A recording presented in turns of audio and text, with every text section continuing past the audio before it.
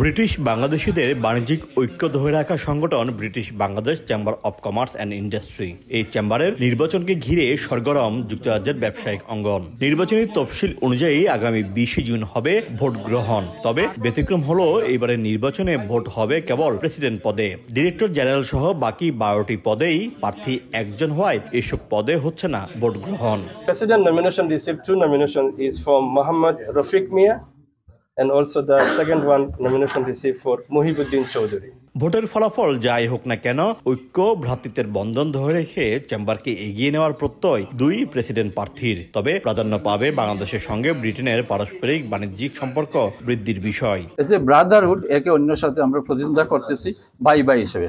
সুতরাং আমরা মনে করি যেই আমরা পাস করি আমরা এক ফ্যামিলি, আমরা আগামীতে কাজ করব ঐক্যবদ্ধভাবে। আমরা ইউনিটিটা আরো বাড়াইতে হইব, আছে আমরা ইউনিটি, এবং ইউনিটি যত থাকবো তত পিস অ্যান্ড প্রসপারিটি হইব। আমরা প্রসপারিটির দরকার, এর লাগে ইউনিটির বেশি দরকার, এটারে আমরা আরো বাড়াইব। নগদে 500 টাকা বা তার বেশি পেমেন্টে পেতে পারেন ঢাকায় জমিসহ 20 কোটি টাকার পুরস্কার।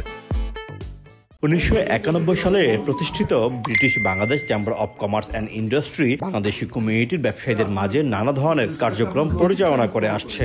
একই সঙ্গে বাংলাদেশে ব্রিটিশ বিনিয়োগ বৃদ্ধির জন্য কাজ করে যাচ্ছে।